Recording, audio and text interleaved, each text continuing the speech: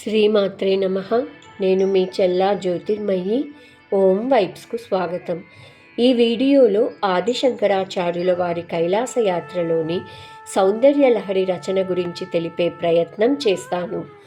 ఆదిశంకరాచార్యుల వారు యోగయాత్రలో తపస్సు చేసి కైలాసం చేరుకొని శివపార్వతులను దర్శించారు. ఆ పరమేశ్వరుడు ఆదిశంకరాచార్యుల వారి భక్తికి మెచ్చి 5 స్ఫటిక లింగాలను బహుకరించారు. అటు తర్వాత పార్వతీదేవి ఆదిశంకరాచార్యుల వారి జ్ఞానాన్ని చూసి ఎంతో ఆనందపడి మహాదివ్య స్తోత్రాన్ని అనుగ్రహించారు. ఆ స్తోత్రాన్ని హృదయంలో ధరించి భూలోకానికి తిరిగి బయలుదేరిన ఆదిశంకరాచార్యులను కైలాస ద్వారపాలకుడైన నందీశ్వరుడు ఆపాడు. ఈ మహారహస్య జ్ఞానాన్ని మానవులు సరిగ్గా అర్థం చేసుకోకపోతే దుర్వినియోగం జరిగే అవకాశం ఉందని భావించి ఆ దివ్య స్తోత్రంలోని కొన్ని శ్లోకాలను తన దివ్య శక్తితో అదృశ్యమైపోయేలా చేశారని సంప్రదాయం చెబుతున్నది. దాంతో ఆదిశంకరాచార్యుల వద్ద మొదటి 41 శ్లోకాలు మాత్రమే మిగిలాయి. ఆ తరువాత దేవిమాత కటాక్షంతో ఆదిశంకరాచార్యులు లోతైన ధ్యానంలో మిగిలిన 59 శ్లోకాలను స్వయంగా దర్శించి వారు ఆ స్తోత్రాన్ని రచించారు. ఈ స్తోత్రానికి సౌందర్యలహరి అనే పేరు పెట్టి ఆ లలితా త్రిపుర సుందరీ దేవికి 100 శ్లోకాలను అంకితం చేశారు. సౌందర్యలహరిలోని మొదటి 41 శ్లోకాలు ఆనందలహరిగా, తరువాత 59 శ్లోకాలను సౌందర్యలహరిగా చెబుతారు. లలితాదేవి మణిద్వీపంలో శ్రీచక్రంలోని బిందు స్థానంలో నివసిస్తారు. ఆ లలితా పరమేశ్వరిని దర్శించాలంటే భక్తులు శ్రీవిద్య ఉపాసన చేస్తారని సంప్రదాయం చెబుతున్నది.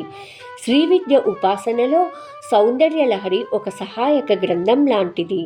సౌందర్యలహరి పారాయణం సమయంలో దేవిని లలితా త్రిపుర సుందరి దేవిగా భావించి శ్రీచక్రంలోని 9 ఆవరణాల ద్వారా అమ్మవారి మహాశక్తిని ధ్యానం చేస్తారు.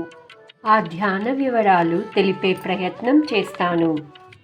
శ్రీచక్రంలో మొదటి ఆవరణమైన త్రైలోక్య మోహన చక్రంలో దేవి జగత్తును ఆకర్షించే మహామాయ శక్తిగా భావించబడుతుంది.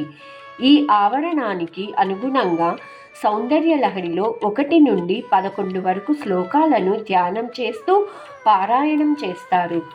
రెండవ ఆవరణమైన సర్వసా పరిపూరక చక్రంలో దేవి భక్తుల ఆశలను నెరవేర్చే కరుణామయి తల్లిగా భావించి 12 నుండి 22 వరకు శ్లోకాలు చదువుతారు. మూడవ ఆవరణమైన సర్వ సంక్షోభన చక్రంలో దేవి అజ్ఞానాన్ని తొలగించే శక్తిగా ధ్యానం చేయబడుతుంది. ఈ ధ్యానానికి 23 నుండి 33 వరకు శ్లోకాలు అనుసంధానించబడతాయి.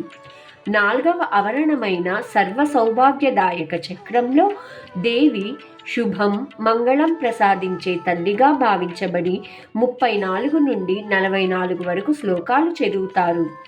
ఐదవ ఆవరణమైన సర్వార్థ సాధక చక్రంలో జీవితంలో లక్ష్యాలను సాధించడానికి దేవి శక్తి సహాయపడుతుందని భావిస్తూ 45 నుండి 55 వరకు శ్లోకాలను పారాయణం చేస్తారు. ఆరవ ఆవరణమైన సర్వరక్షాకర చక్రంలో దేవి భక్తులను కాపాడే రక్షక శక్తిగా ధ్యానిస్తూ 56 నుండి 66 శ్లోకాలను అనుసంధానించబడతాయి.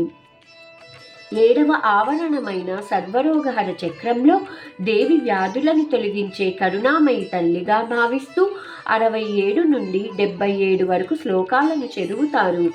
ఎనిమిదవ ఆవరణమైన సర్వసిద్ధిప్రద చక్రంలో దేవి జ్ఞానం మరియు ఆధ్యాత్మిక సిద్ధులను ప్రసాదించే పరాశక్తిగా భావించి 78 నుండి 88 వరకు శ్లోకాలు పారాయణం చేయబడతాయి.